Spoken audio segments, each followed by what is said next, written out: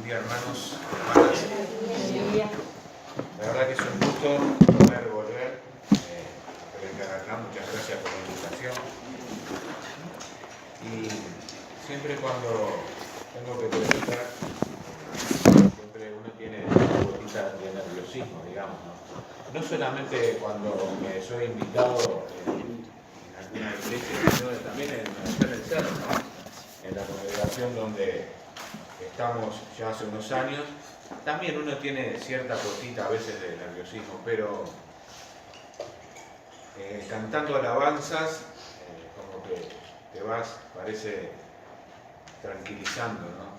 Y cantando de corazón estas preciosas alabanzas que cantamos. Esta última no la conocía, pero es muy, muy bonita también.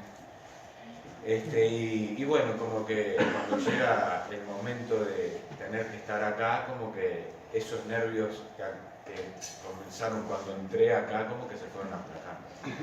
Así que bueno, ¿están dispuestos a estar 3-4 horas ahí? No va a ser así. Ahora somos nosotros los nerviosos. Ahora somos y pensando un poco en... hace unos días cumplí 51 años, exactamente el 19 de abril. Y uno parece que con el tiempo como que se va volviendo un poco más sensible a ciertas cosas que quizás cuando era más joven no se volvía tan sensible, ¿no? Y miren lo que es la cosa, ¿no? Porque ustedes dirán, ¿qué tiene que ver esto, no? Estos días de esta tormenta tremenda, o sea, hubo unos minutos ahí que parecía que estábamos bombardeados, que éramos bombardeados, parecía, porque era trueno impresionante. Entonces, por eso digo que capaz que ustedes piensan, estaba medio, ¿no? Veníamos hablando con Mariana, miren con qué asocié eso, ¿no? Con Siria. Sí, y dirán, ¿qué tendrá que ver, no? Pero si una vez es como que te impacta un trueno de esos tan fuerte, ¿no? Lo que será para la gente que allí vive. Y bueno, y para los hermanos en Cristo que allí viven.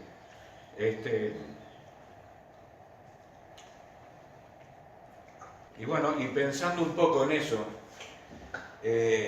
cómo el Señor sostiene a esos hermanos que allí viven y están siendo, bueno, viven en una guerra, ¿no? Una destrucción total.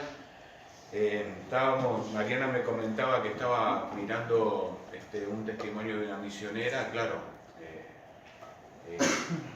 cómo igual se mantenía fiel a pesar de que no podían ni asomar la cabeza afuera a veces, ¿no? Por la guerra y bueno, y también, por supuesto, siendo perseguidos por ser cristianos. Entonces, claro, uno dice, una tormenta, ¿no? Me mojé, me ensopé todo con él, ¿no? O sea, si comparamos con lo que viven otros hermanos, ¿no? O sea, no es nada, ¿no? Pero esto siempre ha pasado, ¿no? Este tipo de situaciones. Entonces, hermanos, yo, medio como asociando todo, ¿no? Me fui al libro de Apocalipsis, capítulo 2, que quiero que vayamos allí. Y bueno, y allí es donde se habla a las 7 iglesias. Y quiero que estemos dichando la iglesia de Esmirna, Apocalipsis 2:8 al 11, es lo que vamos a estar viendo. Y vamos a ver que esta iglesia batalló hasta el final a pesar de la situación en contra que tenía. Una situación como quizás la vivan muchos hermanos en Cristo hoy en día, ¿no? Una iglesia que se mantuvo firme. Y para tener algunos datos geográficos y algunos datos históricos, estuve buscando un poquito de información. Dice que Esmirna era una ciudad pequeña, situada al norte de Éfeso, y fundada años antes como colonia griega.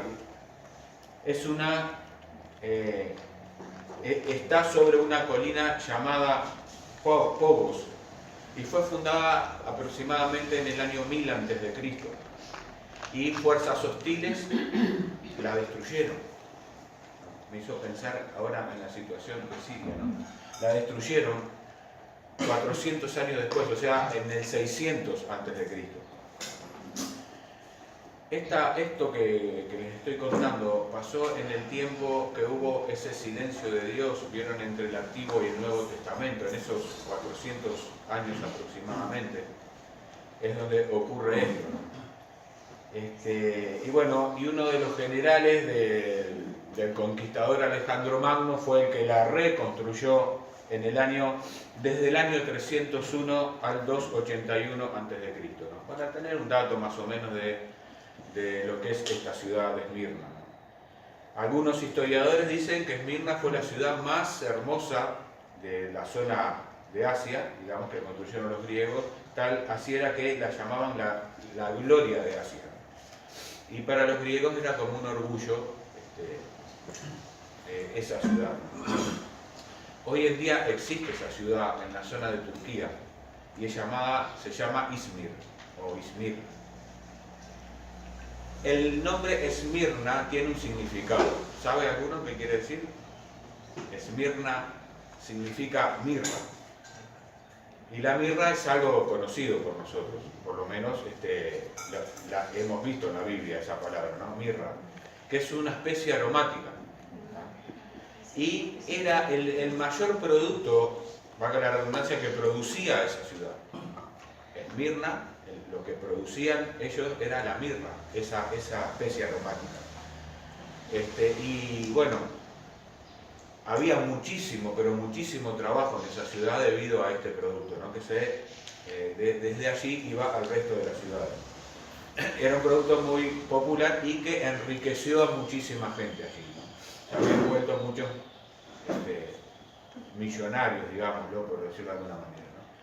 Era un buen lugar para vivir, bueno, había mucho trabajo, y la mirra se usaba para embalsamar y también como anestesia para amortiguar un poco el dolor. Ahora vamos a estar viendo algunos detalles. Y la mirra, ¿con quién tiene relación? Con el Señor Jesucristo. Exactamente. Si nosotros vamos al Evangelio de Mateo 2:11, dice, y abriendo sus tesoros le ofrecieron presentes. Era oro y mirra.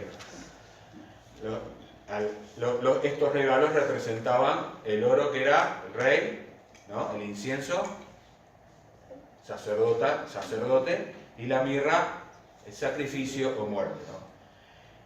Cuando crucificaron al Señor, en el Evangelio según San Marcos, 15:23, dice, y le dieron vino mezclado con mirra, mas él no lo tomó, ¿no? Le habían dado eso como para que amortiguar un poco el dolor, tipo anestesia sería así.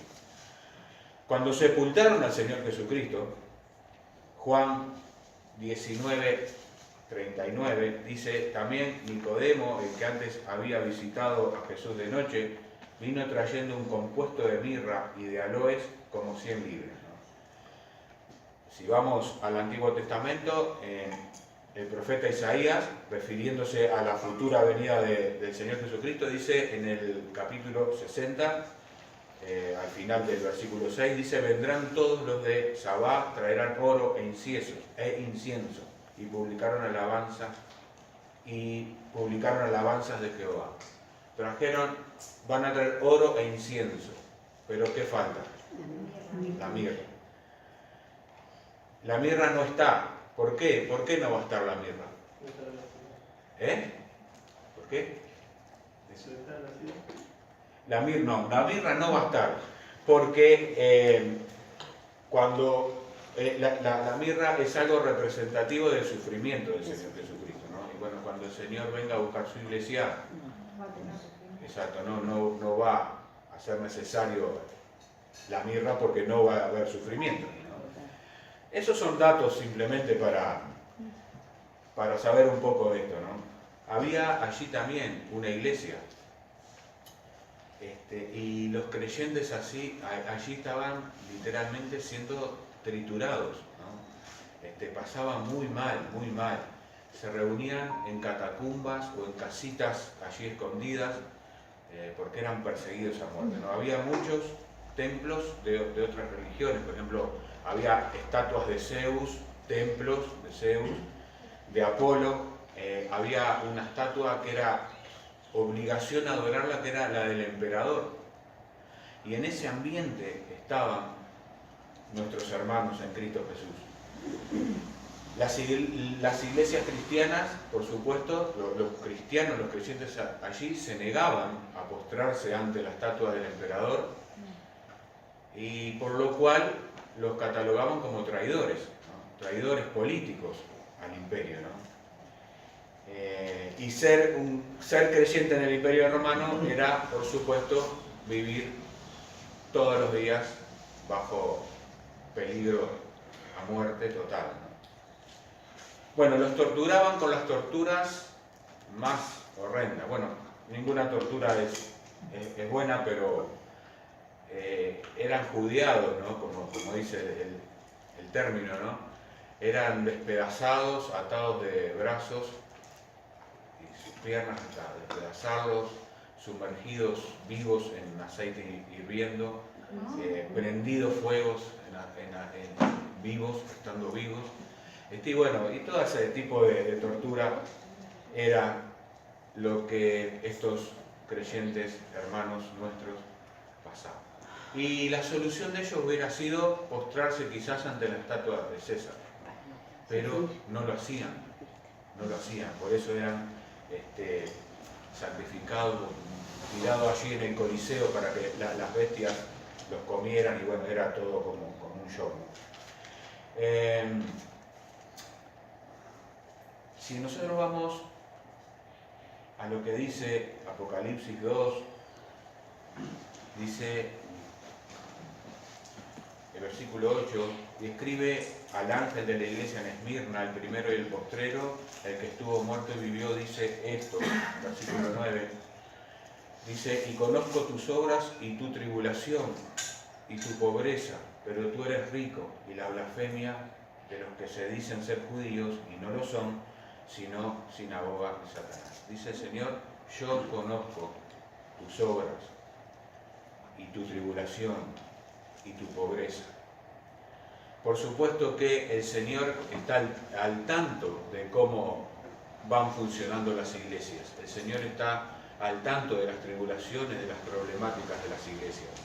Tribulación, en este caso, se está refiriendo a la gran presión que ellos tenían, ¿no? Los cristianos estaban bajo constante presión y no tenían ningún día tranquilo. Pobreza, era una pobreza total. ¿Por qué estaban tan pobres allí? Porque como sabían que eran cristianos, no le daban trabajo en ningún lado, no tenían para comer y llegaban a morir de hambre.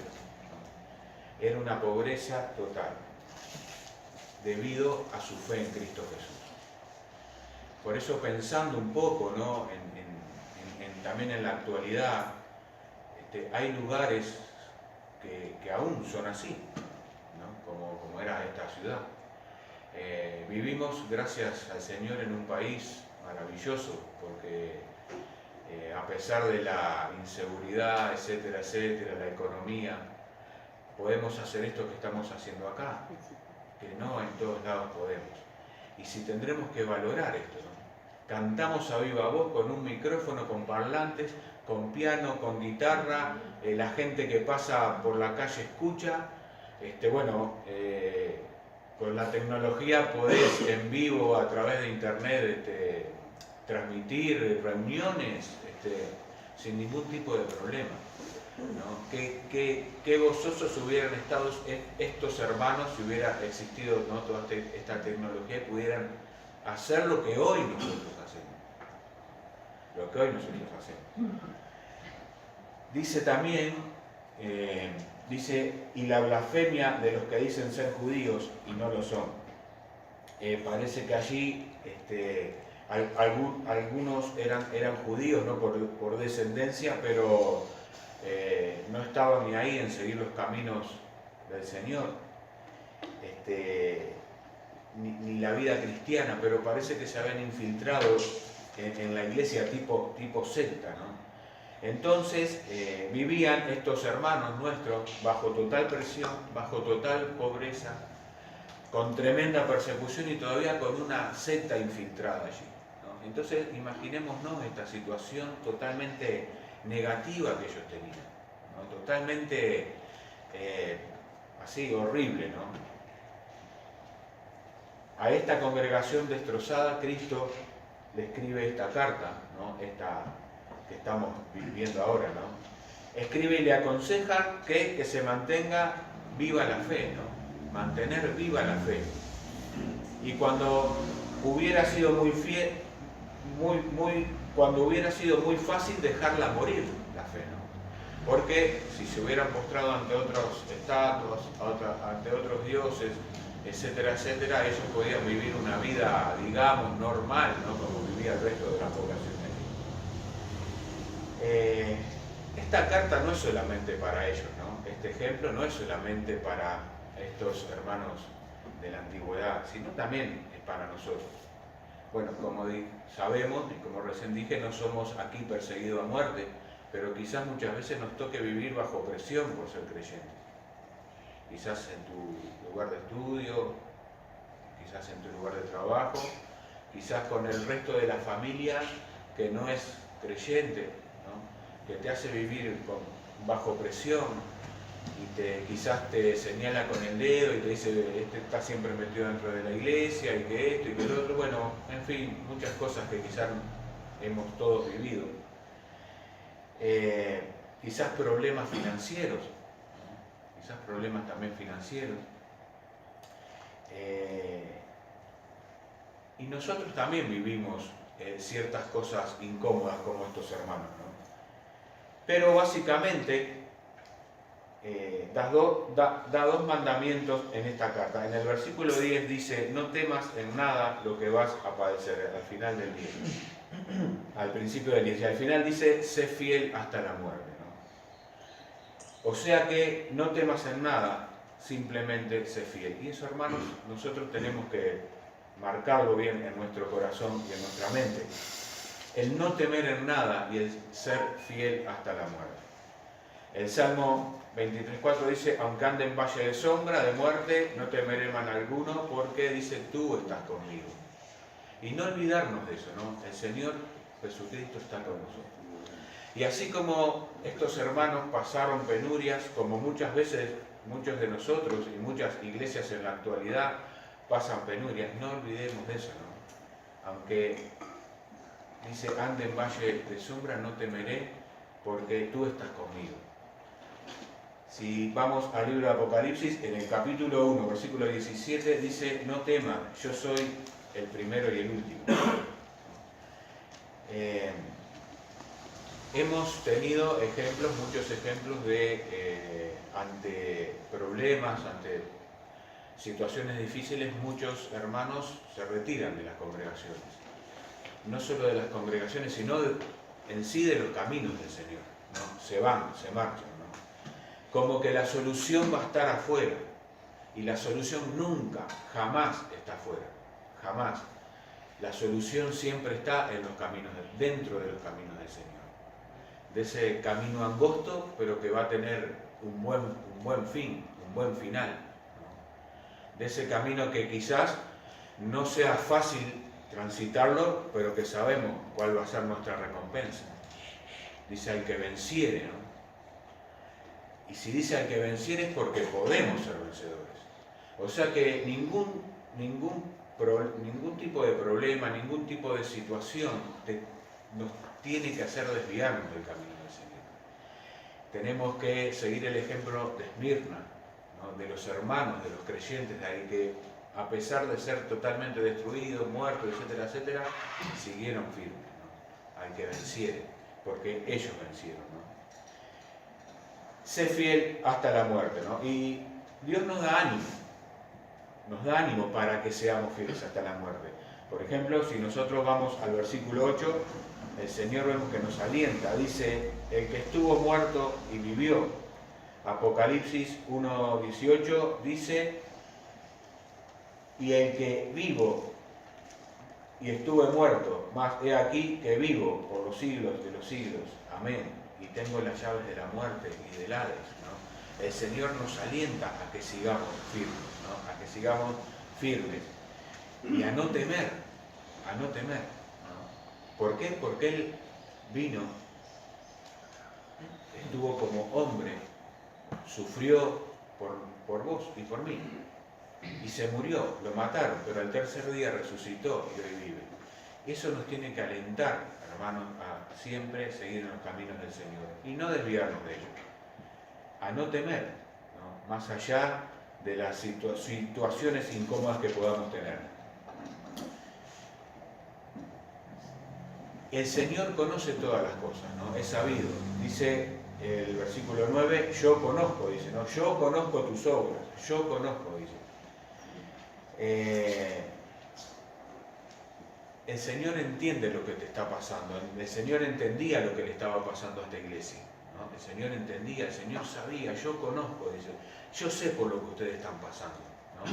Yo sé por la situación mala que están viviendo, ¿no? Dios conoce tus preocupaciones, Dios conoce las cosas que te molestan, Dios conoce sus situaciones y también conoce hasta dónde podés soportar. Si vamos al libro de Hebreos 4:15 dice: porque no tenemos un sumo sacerdote que no pueda compadecerse de nuestras debilidades, sino uno que fue tentado en todo según nuestra semejanza, pero sin pecado, ¿no? Lo que estamos haciendo Instituto Bíblico, bueno, estamos viendo de la persona de Cristo como hombre y como Dios y hombre, ¿no? O sea, su persona como hombre, ¿no? Y Él vino a ser hombre y Él sufrió. Él conoce tus debilidades, Él conoce cómo estás pasando, no solamente porque es Dios y todo lo conoce, sino porque Él también lo pasó. Él pasó hambre, pasó sueño, pasó de todo, menos lo único que no tuvo fue el pecado, ¿no? Pero Él después pasó todo lo que nosotros podemos pasar.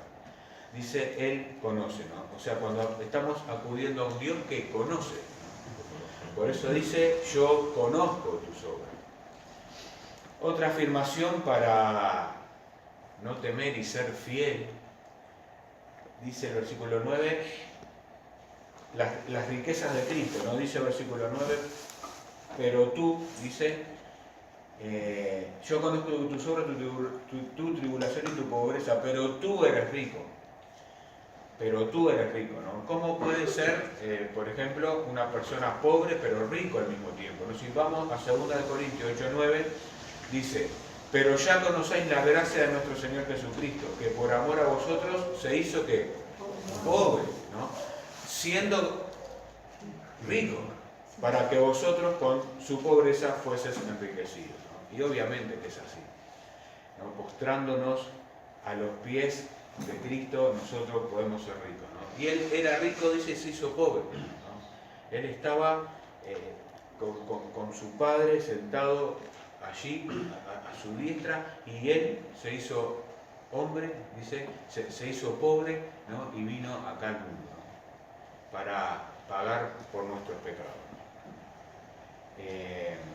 Y obviamente que eso nos hizo ricos, ¿no? Aquellos que realmente tenemos a Cristo en nuestro corazón, que aceptamos a Cristo de verdad, somos ricos. No hay nada humano ni nada físico en la tierra que ni siquiera se pueda igualar, ¿no? al gran tesoro de la eternidad junto a Dios, ¿no? En este camino o en esta vida, bueno, como ya lo hemos dicho varias veces y ustedes ya lo saben, que no es nada, quizás nada fácil, tampoco es una vida de alguien totalmente destruido, ¿no? Ni que pasás toda la vida de penuria en penuria, porque el cristianismo es algo, digamos, que es disfrutable y muy gozoso si tenés las cosas claras, a pesar de que estés quizás en un lugar como Esmirna o como Siria. Si realmente tenés las cosas claras ante Dios y sabés lo que estás haciendo, es disfrutable. Eso no quiere decir que quizás quieras que sea así, ¿no? Pero es disfrutable. ¿Por qué es disfrutable? Porque sabes cuál va a ser el fin. ¿Cuál va a ser el fin? Va a ser un fin estando en la eternidad junto a Dios, ¿no? Había una iglesia, voy a adelantarme solamente un versículo, en el Apocalipsis también, en 3:17 o 16, no, 17, dice, porque tú dices, hablando de la iglesia de Laodicea, dice, porque tú dices, yo soy rico y me he enriquecido y de ninguna cosa tengo necesidad, ¿no? Decía esta gente de esta iglesia, ¿no? No tengo necesidad de nada, ¿tá? Y de ninguna cosa tengo necesidad, y no sabes que tú eres dice, desventurado, miserable, pobre, ciego y desnudo. Ellos eran al revés, eran ricos, pero realmente eran pobres. Y bueno, si tenemos a Cristo, si tenemos realmente a Cristo, ¿qué más? ¿Qué más podemos anhelar? Ya tenemos todo, ¿no? En el versículo 10 del capítulo 2 dice, no temas en nada lo que vas a padecer. ¿Ah? No temas en nada lo que vas a padecer. He aquí, el diablo echará a algunos de vosotros en la cárcel para que seáis probados y tendréis tribulación por 10 días. Dice, sé fiel hasta la muerte y yo te daré la corona de la vida.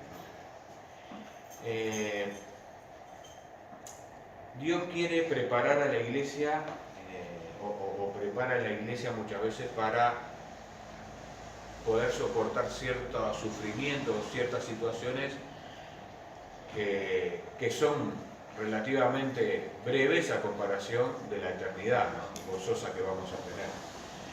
Por eso allí dice, no temas en nada lo que vas a padecer. Aquí el diablo va a echar a algunos en la cárcel, ¿no? Dice, para que seáis probados y tendréis tribulación.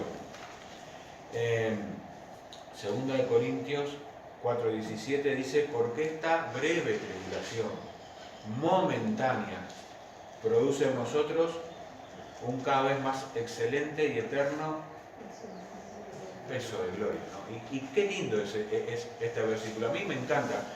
Lo leo de nuevo, 2 de Corintios 4:17, porque esta breve tribulación momentánea produce en nosotros un cada vez más excelente y eterno peso de gloria. La tribulación momentánea, ¿no? Todo el resultado bueno que vamos a tener, ¿no?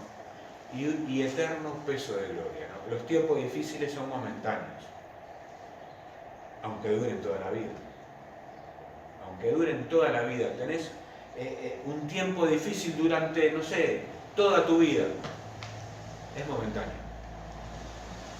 Comparado con una eternidad, todo es momentáneo. Y Dios va a tener recompensas. No siempre hablamos de la carrera, de la corona, etcétera, etcétera. Porque es una realidad.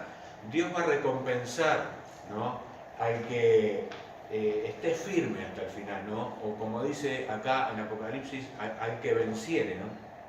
Dice el versículo 10, sé fiel hasta la muerte, el final, sé fiel hasta la muerte y yo te daré la corona de la vida.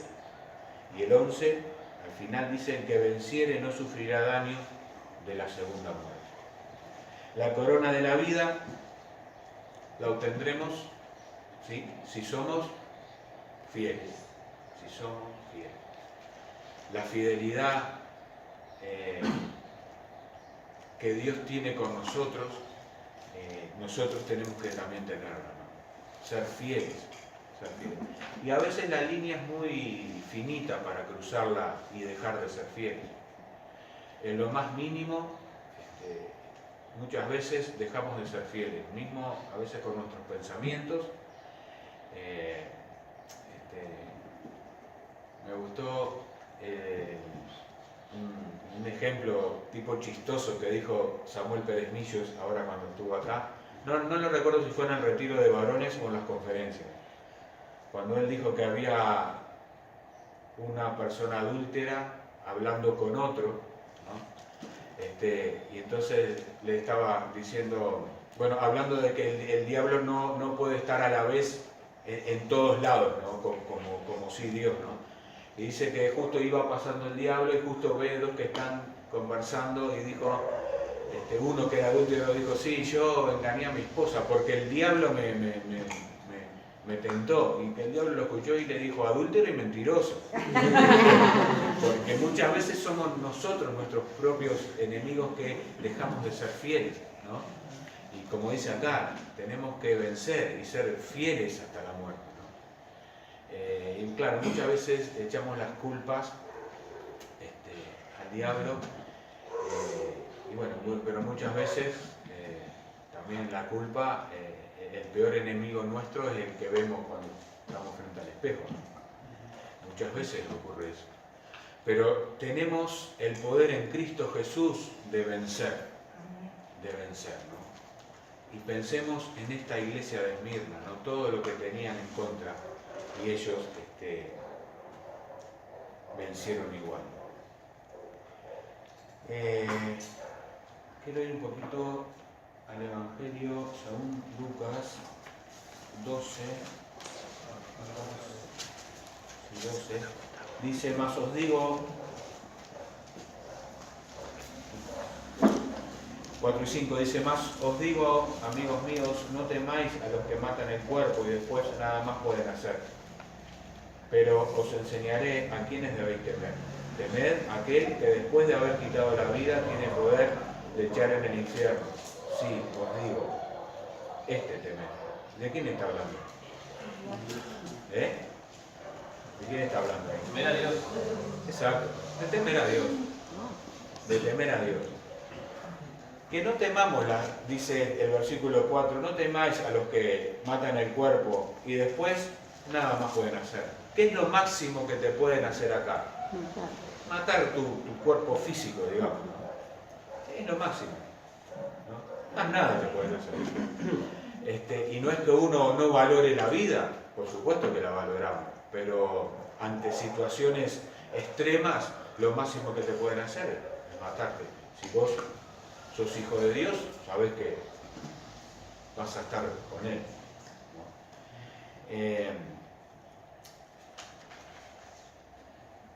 Estoy acá. Ahí está. Si has aceptado a Cristo en tu corazón y morir, pasarás a la eternidad. Y hay un dicho que capaz que lo conocen, que dice, si nacés una vez, morís ¿cuántas veces? 2. Pero si nacés 2 veces, morís 1. Si nacemos una vez, si nacemos solamente físicamente, vamos a morir también físicamente y nuestra alma va a estar separada de Dios. No vamos a morir 2 veces. Pero si nacemos 2 veces, si nacemos físicamente y también nacemos cuando aceptamos a Cristo en nuestro corazón, solamente vamos a morir, si el Señor no viene antes, una vez sola, nuestra muerte física, digamos. Así que hermanos, no temamos, ¿no? Y seamos fieles hasta la muerte. Y quiero terminar porque con un... Lo voy a leer textual, como lo escribió un historiador, ¿no? Dice lo siguiente: un hombre fiel y sin temor era Policarpo, que era pastor o anciano, digamos, o uno de los pastores de la iglesia de Esmirna. Fue uno de los padres de la iglesia inicial, ¿no? Y fue uno de los discípulos del apóstol Juan. Murió en el año 156 después de Cristo. Lo persiguieron y lo atraparon, obligándolo a postrarse ante la estatua de César. Y que negara a Cristo, por supuesto. No lo hizo. Y lo quemaron vivo. Lo quemaron vivo. Era una de las torturas que parece que se gozaban ahí, ¿no? Antes de que él fuera atrapado, pidió a la guardia que lo había venido justamente a atrapar. Él estaba en una casa tipo escondida, tipo en el campo, y pidió que esperaran antes de atraparlo, y se postró a orar. lo esperaron, cuando él terminó de orar, lo atraparon. Y antes de que lo prendieran fuego vivo, dijo esto: por 86 años le he servido a Dios y jamás me hizo daño alguno. ¿Cómo podré blasfemar de mi Rey y mi Salvador? Óiganme, soy cristiano. Y con total firmeza, ¿no?, lo dijo así, sabiendo de que su fin iba a ser, por supuesto, la muerte, porque iba a ser prendido fuego allí, ¿no? Óiganme, soy cristiano, ¿no? Y qué lindo es escuchar a hermanos en la fe con esa convicción, ¿no? ¿Me van a atrapar? ¿Me van a prender fuego? No me importa, pero yo no me voy a postrar ante César, no me voy a postrar ante nada, no me voy a desviar de los caminos del Señor, simplemente porque soy cristiano, ¿no? Porque soy cristiano. Así que, hermanos, esta iglesia de Esmirna, de un lugar aparentemente muy, muy lindo, que era para vivir, para trabajar, etcétera, etcétera, nuestros hermanos en Cristo no la pasaron muy bien, debido justamente a eso, a que eran cristianos. Y bueno, eso quizás nos haga reflexionar muchas cosas y pensar, ¿no? Porque muchas veces, como vivimos tranquilos, venimos a la reunión, vamos a instituto, hay radios cristianas, muchas veces no nos detenemos a pensar en esto, ¿no? Que ocurre en el mundo, ocurre, en varios países del mundo ocurren estas cosas, y son nuestros propios hermanos. Tenemos a nuestra hermana Sonia en Turquía, ¿no? Está justamente en esta zona y bueno, también misionera, y bueno, y sabemos, ¿no?, a través de cartas que ha mandado y todo, medias cartas con claves, ¿verdad? Con claves muchas veces por las dudas que se las revisen y bueno, y que la puedan quizás hacer daño o algo. Ha enviado cartas que se han leído en Camus y no sé, capaz que en las iglesias también. Y bueno, y por ejemplo tenemos allí una hermana en la cual también está a veces viviendo este tipo de situaciones. Hay un librito que se llama El mártir de las catacumbas, no sé si lo han leído. Y vieron que ese librito es precioso, es un librito para leerlo en 2 o 3 días, ¿no? Porque no es tan grande, ¿no? Pero es precioso, es atrapante, ¿no? La historia de allí, de unos creyentes metidos en las catacumbas, reuniéndose a escondidas, ¿tá? Y bueno, y tratando de no ser descubiertos por los romanos que estaban persiguiendo a los hijos de Dios, ¿no? Ellos a veces se querían poner un poco al sol porque claro, estaban metidos bajo tierra, estaban pálidos y hasta por eso a veces los descubrían que eran cristianos por la palidez que tenían, ¿no? Porque sabían que se escondían. Y a veces ellos se ponían un poco al sol como para agarrar un poco de colorcito, como para disimular un poco la tez tan pálida que tenían. Y ese librito, bueno, está bueno, no se los cuento porque si alguno anhela leerlo, no le voy a contar el final de la película, pero en sí habla de esto, ¿no? De la persecución y de cómo uno de los romanos, bueno, después se convierte, está precioso, ¿no? También perseguidos a muerte, ¿no? Y habla también de los cristianos tirados allí en el Coliseo y bueno, era una fiesta verlos despedazar por las bestias, etcétera, etcétera. Así que pensemos no solamente en los hermanos de la antigüedad que pasaron eso. Bueno, sabemos que el apóstol Pablo, bueno, Esteban fue apedreado, bueno, etcétera, etcétera. Hay muchos casos, ¿no? Yo me quedé puntualmente con esto, ¿no? Pensando en esta iglesia, en esta congregación, la cual perseguida, la cual eran pobres, no tenían para comer porque no podían trabajar, se le había infiltrado una secta ahí adentro, bueno, etcétera, etcétera, y bueno, y ellos fueron fieles, ¿no?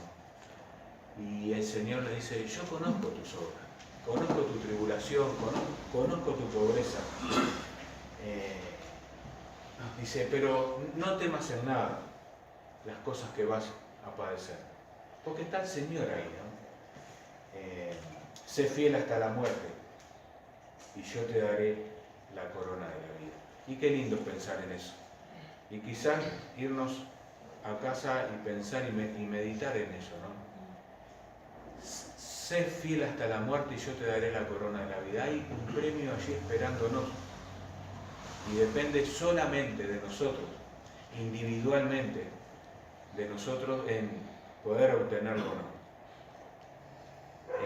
Quizás en un camino no muy fácil, pero no es imposible, ¿no? Porque no lo vas a recorrer solo, no lo estás recorriendo solo en este momento. Sabes que está Cristo ahí y Él conoce tus obras. Así que hermanos, bueno, me gustaría que nos quedáramos con esto y bueno, y que meditemos en casa, que pensemos,